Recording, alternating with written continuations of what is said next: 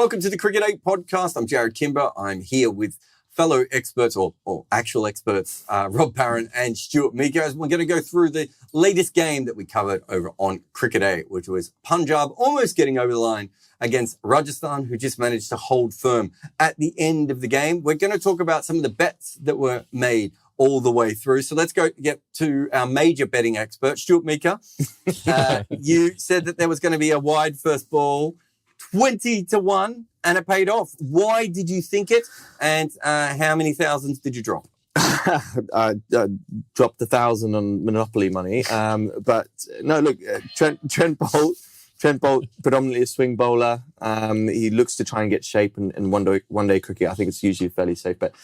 It was a bet I wanted to put on the first game that I came on commentated. I thought, why not? It's a pretty good one. And lo and behold, he shoved it down the arse first ball. So came in. Shoved it down the arse. That's what you get on Cricket 8.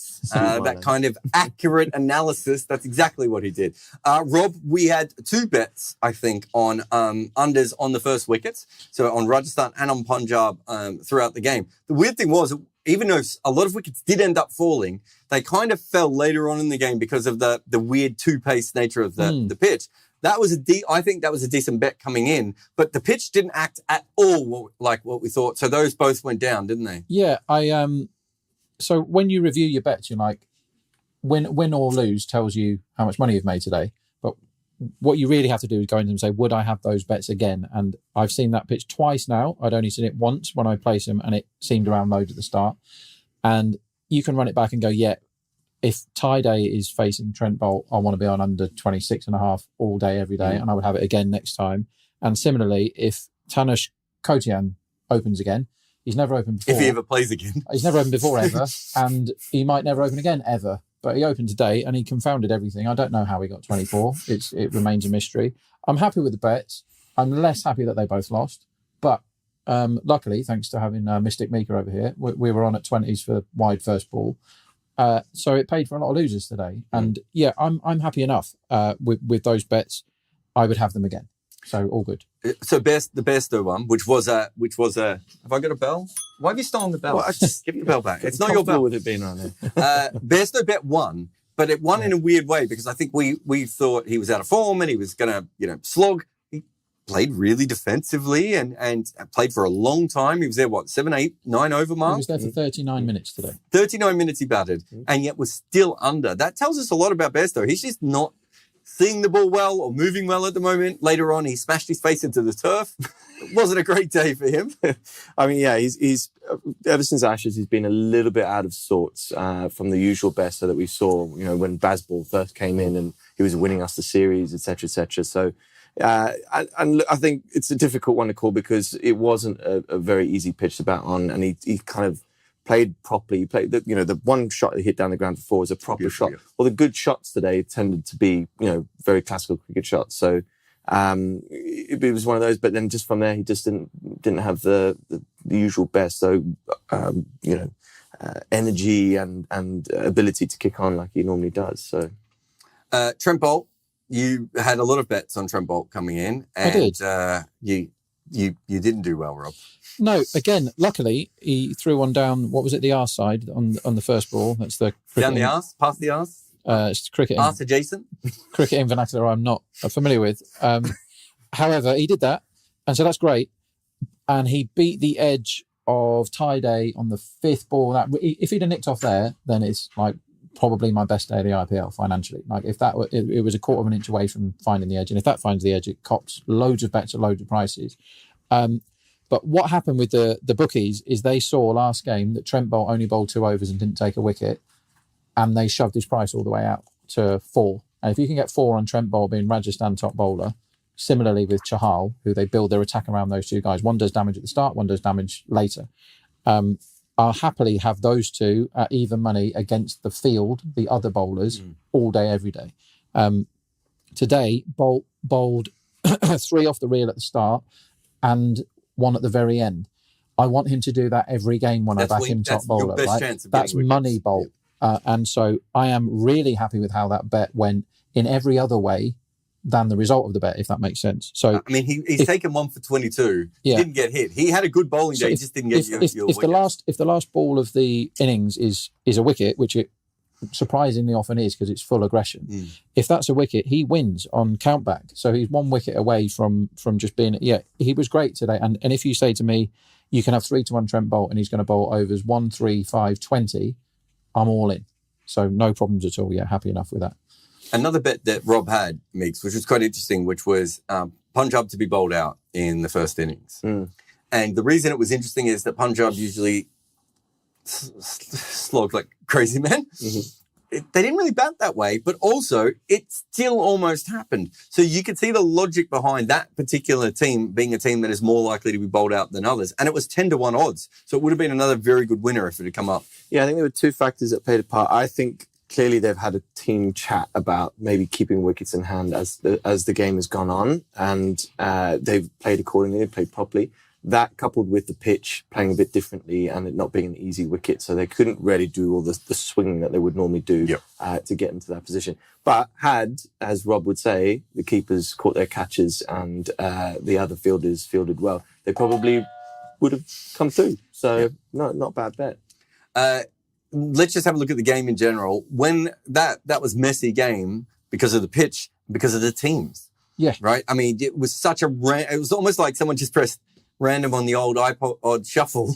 And this guy's going to open and this guy's coming into the team to bowl, but he's not going to bowl. And like we had no idea really what was going on all the way through. From that perspective, Rajasthan are probably pretty happy to get a win out of this game, Rob. Yeah, I think Rajasthan were kind of lucky to get the win in the end because with Ashwin and Butler being missing, they just went, does anybody have any idea what we do now? And everybody turned around and went, no. And they said, who can put these pads on the quickest? You get to open. And Kotiam was like, I'll do it. I'll have a go opening in the IPL. It didn't look like he put his pads on particularly well, by the way. I don't think put someone else's pads on. I don't think they were his pads. They were just pads that were lying around. Like he was IPL super fan of the match. He wasn't going to bat. Yeah, that's why I no chance. They were like, you're coming in as our off spinner, right? Yeah, sure. But you see those pads over there? Yeah, he had a go and good on him. He got 24. Not many people got 24 today. Just on the general thing. So Ashutosh comes in as the impact player, plays out great innings. He had as many sixes as the rest of his innings combined. And Maharaj and Bolt were given their full amount of overs. So there were some good performances early on. Was there anyone who caught your eye? Have you seen much of Ashutosh before? No, I haven't, but I really like the look of him. I remember Rob gave me a stat. Was it on Dubey at the first game we did? Tim Dubey, yeah? Yeah. And, you know, how he hits more sixes than he does fours. Ashutosh looks exactly the same kind of play. Weird grip, as you were talking about, really, really right down, the handle. But I think that allows him extra sort of leverage. To be able to sort of... He looks like he's crowbarring sixes. Yeah, I mean, he bludgeons. He's a bludgeoner. But he hit it effectively. It was really good. The big talking point for this game has to be the fact that Rajasthan almost lost this by sending out a man who... It could have been you, Rob, going out to open the batting. Yeah. Never batted higher than 8 in T20 cricket before, and they went, I don't know, why don't you go have a bit of a hit against Kagisa Rabada with a new ball? It was an odd one. We still don't know if he was sent out as a pinch blocker, a pinch hitter, or, as you said before, the first man to put his pads on. It did almost blow the game up for them. Yeah, it got them behind the rate. His strike rate, batting in the period where you really want to get on with it, was 77. And I still can't work out that innings. Like, he batted for 38 minutes, and that's quite a long time to watch somebody and see what they're about. And I have no idea what that man's about. And I have no idea whether he did a good thing or a bad thing or not. But he did a thing. But he did a thing, and I really enjoyed it. I didn't. I have to say, I think they have sent him out there as a pinch hitter, and he's just not really kind of understood what that meant. He did not understand the assignment. No, I mean, like I say, fair play to him. He got 24, and not many people did. But like, with it being so close right at the end, a decision like that could have cost them the game. Yeah, if you're a think tank, and not many people are a think tank, but if you're a think tank... Hi, I'm a think tank. Here's one. You're probably not going to win loads of cricket matches if he faces more than 25% of your balls. You shouldn't. Right? So they've somehow managed to win a chase, giving a competition winner over 25% of the deliveries to fade. I don't understand how it happened. I don't know whether it worked or He's not. collecting bottle tops, so they've allowed him to open the batting. So they do that in the Big Bash a lot. You see these people called Justin Avendado turn up and play 3 games in 3 days for 3 different teams or whatever, and that's purely because he's collected enough KFC bucket tokens to be allowed to play in the Big Bash. But I don't know how we saw Tanush coaching, but I'll tell you one thing, I want to see him again. We saw Bolt bowl really well in the first innings. Rabada in the second innings. It was a weird wicket. What made it specifically? Because for me, it would have looked like a wicket that was good for cutter bowlers, but those 2 guys didn't bowl that huge percentage of cutters, but they were the 2 hardest bowlers to hit. I think it was just, it looked too paced. It was one of them, I said, it didn't look like it was coming out of the middle very well. And that just, usually what that means is that there's a bit of uneven surface. Sometimes it might hit a bit of grass and it skids on really quickly, and other times it hits a bit of mud and it just stops on you. It didn't look like there was too much seam movement sideways or anything like that. It was just tacky, and just it meant that your timing of how you are normally able to hit the ball isn't quite there. There were a lot of times when the batsman hit the ball and the bat turned in their hands, and it just usually that's a sign that it's a very difficult wicket to bound. But Kagiso Rabada, I thought the big difference that nearly got Kings 11 back into the game was, what I said, when he comes in, shows a bit of aggression. Well, you said he was most likely to get a wicket, and he got it almost straight away when they brought him back on. Yeah, and because that's why the bell's here. That is just literally because they were going at it at a canter. They had plenty of wickets in hand. They were under no pressure, and they needed someone to show a little bit of fight and aggression to get that wicket. Then they got that wicket, and then suddenly there was, a little a moment of pressure that then brought a couple more wickets. That run rate started to climb. Then they started thinking, hang on, getting 15, 20 runs in an over here is very difficult. And they were back in the game. Nearly very much pulled it off when we all thought that's no way, a defendable total. Rob, just to finish off, Shimron Hetmyer came in. I think they needed around 2 runs a ball. Maybe it was 11 runs in over. Yeah. Was it 48 off the last 4? Something around those sorts of marks. Anyway, Hetmyer came in, and you and I were still fairly confident in Rajasthan, even on that kind of pitch. He's a different level of player. Robin Power hit a couple of boundaries, which helped, but it was really Shimron that got him home in the end, wasn't it? Yeah.